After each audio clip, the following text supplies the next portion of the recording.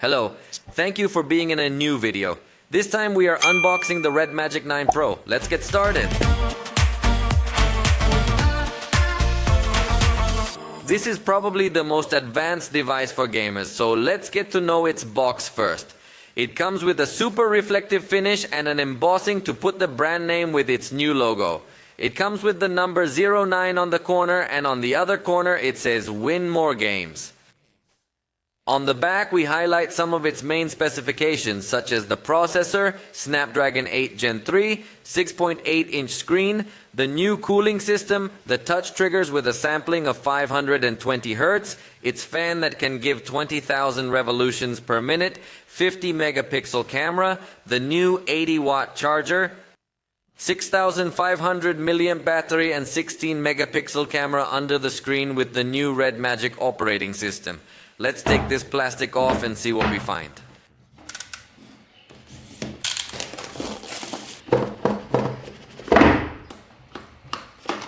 It strikes me that from the first envelope we also see a very nice multicolored finish.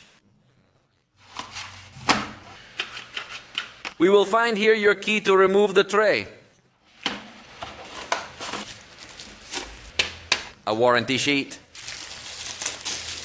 and finally we find the case that is practically rigid, slightly flexible, but at the top and bottom we find a completely rigid finish. It is a case that curiously does not offer any protection on the sides, so I do not know how safe the cell phone can be in here.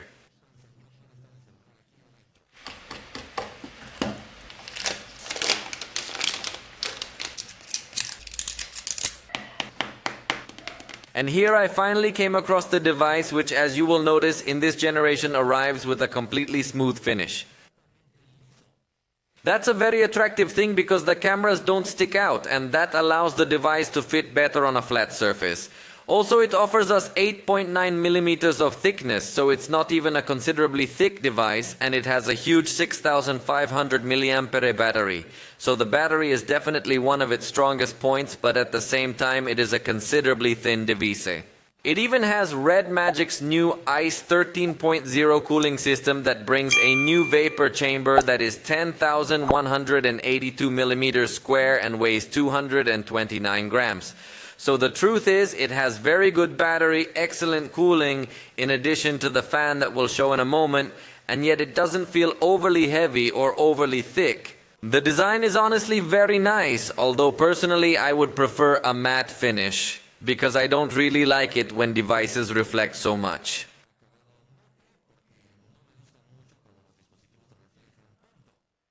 But that's a matter of personal taste. Notice that we also have a completely different button for power, and we have a new position for the switch that activates gaming mode. Let's get this device powered up while we see what else comes in the box. There's a card with Mora, the RedMagic character, and finally we get the cable and charger. This is the new 80-watt charger, so it's certainly going to charge very fast even though it's a very large battery. It comes with USB-C port, so the cable comes in red shade and USB-C on both sides. Now let me put this back, and I'm going to set up the device to take a deeper look at it.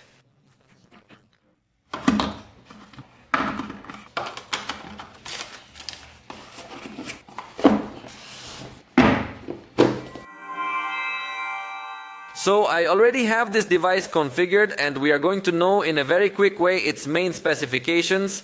Since it comes with an OLED screen made by BOE, it has full HD plus resolution, and it is completely flat. It does not have any kind of curvature. Its peak brightness is 1600 nits, and it has a refresh rate of 120 Hz to give us very fluid movements. Its standard touch sampling rate is 960 Hz, but it has a special mode in gaming settings where it can go up to 2000 Hz. It also comes protected with Gorilla Glass 5. It comes with an aviation aluminum frame, and glass on this side, glass on the other side, and check out how about this RGB light. Very nice.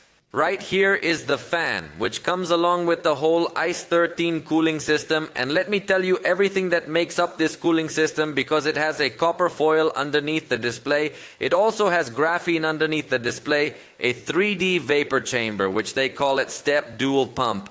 Obviously it's high-speed fan. It has extremely high conductivity thermal elements made of rare earths, and it also has a high conductivity thermal gel.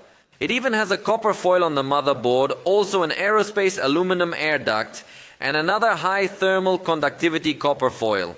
So with all those elements, they intend to always keep the Snapdragon 8 Gen 3 very cool.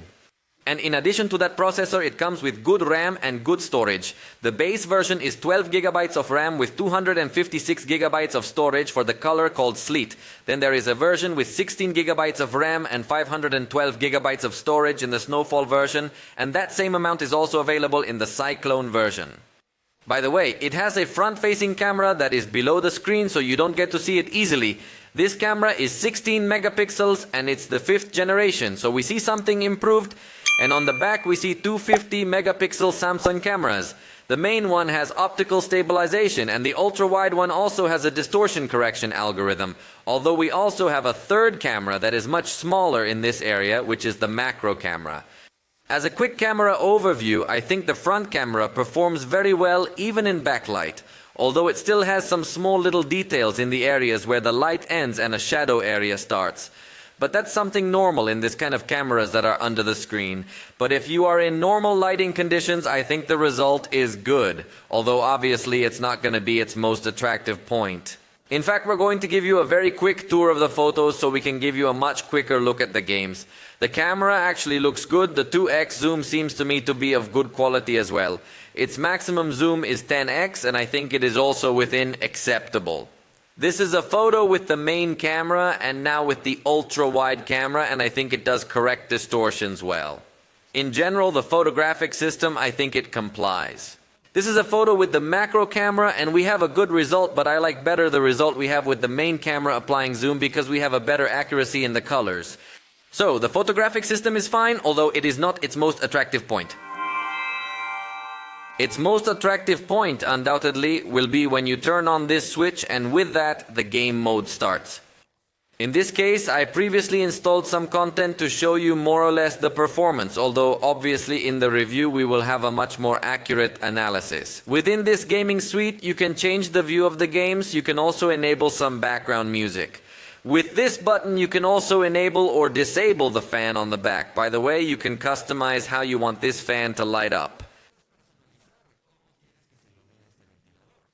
For starters, you can customize how you want it to behave, whether you want maximum cooling or something more balanced, and as I say, here you can change the lighting effects, whether you want it to have a breathing effect or a flickering effect or finally a flow effect.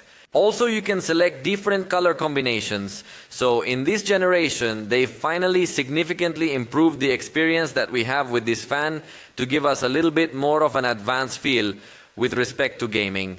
With this button you can access your gameplays that you've recorded, and it has a button so you can record a replay of your master play. So, I recorded some of my best gameplay moments just now, and notice how it records seconds before you press the button. So, it's very handy because you can completely record your play. In this case, look how I was advancing well. Suddenly someone came out there who wanted to shoot me. And I was able to win, so you can see that I am a player who is improving his skills. So this button is very practical because it allows you to record your master play perfectly well. Although you can also record your bad moves, like in this other case, I tried to shoot someone and he ended up shooting me, so I lost instantly. Let's open a game so you can see how this option works. While it finishes loading the game, let me show you all the tools we have available when playing, because there are too many. In this left part, all the plugins that we have to enjoy a better experience will appear, and we can change the view style so that it is the one you like the most. Also in this case, you can select the performance mode you want to have, because in Rise mode it will give you much more power without caring much about the battery consumption, but you can also select a saver mode so that the battery doesn't get consumed as fast. So it's very good in those respects. We can also modify the screen brightness easily from these tools, and also the volume. By the way, it comes with a new sound system that I personally feel that it does sound with higher quality. In the review I will tell you more details, and I will show you that it does have a headphone jack, and it also has infrared in this new generation, so you can turn on the TV when you lose control. In this part we also have other tools. For example, we can open some applications in a floating window mode easily. We can manage the Wi-Fi connectivity. We can also adjust the screen refresh rate. We're going to set it to 90 Hz right now. And you can also enable or disable a special information monitor regarding how your device is performing. Here we have this tool that enables us this button to record the replay as I showed you a moment ago. And in that way, document the best moments you have during your game. There's also a button to lock the rotation. You can record the screen, optimize the performance, improve the touch accuracy as well. And it has a button so that when it's plugged into the charger, the voltage goes straight to the processor without going through the battery, and that way you can further avoid overheating. So, if you're plugged into the power, you might have an even better experience. And we're also going to find wireless projection. You can create a gamepad, or even when you wirelessly project to an external monitor, you can have some big buttons here so that this device only works as a gamepad, and you see the full screen on the larger monitor. Right now we have 90 frames per second fully stable in Fortnite, albeit with a low graphics quality setting, but it's definitely appreciated to have all this level of fluidity on this device. Besides, you already know that we have triggers. In this case, I already configured these triggers so that with the right trigger I can do the action of shooting, or in this case hitting, and with the left trigger I can also aim. In this case you decide how you map these triggers, since we have several tools focused on this as well. But first I must tell you that you can also turn on or off the RGB lights. As you notice, the triggers also incorporate lights in this generation. And also the 09, which is at the back, incorporates this light. So when you're in a darker setting, see how good it can look, and you can customize its colors. This generation has a new artificial intelligence trigger, so you can create it, you give it a name, and you give it the conditions and what you want it to do. For example, a condition can simply be that it triggers when a type of image appears. So you can take a screenshot of specific moments in your game, and you can tell it what you want it to do as a consequence. If you want it to touch some specific area of the screen, you can set its coordinate, or you can also tell it to immediately enable a macro that you have previously configured, or to start a screen recording, or to take some screenshot. So we have good tools also to document everything that is happening. For other types of games, you also have some special assists, for example, for drawing cards in games like that. You also have a data panel that will also show you information about those kinds of special arena games. It also has the Gravity X function, which allows us to connect a special RedMagic gamepad or keyboard to this device to enhance the experience. We also have auxiliary line, which as you can see shows us a dotted line over here. We can customize it as well, although again this is more focused on arena games, where you can select a specific region that you want to always be alert. You can change its color. So I insist that all these tools could become useful in certain content. In fact, for those arena games we also have special timers, so you know when you can use a certain power again. And it also has a hunt mode, which we could say is a hunting mode, simply to change the color representation. Notice how in scenarios that could become very dark, we could easily reveal what's there. For example, here notice how we could more easily get to see the darker areas with this inverted mode. And not only do we have that mode, but we can also switch between many other available modes. You have an eagle eye format that's going to emphasize the edges, so you can also spot your opponents more easily. Or we have other different modes of color rendering depending on which one you like best. As you can see, the touch triggers work very quickly, and the truth is that the experience is super good, that even I can win easily. And I'm a bad player. For this type of shooting games, you also have this button that enables a fixed sight completely. You can change the type of sight and you can change the color too, as well as its size, so that it's always showing and you always know where you're going to shoot. You can also create macros to have a much more advanced behavior when playing, with different gestures and more. I'm back to winning all thanks to triggers.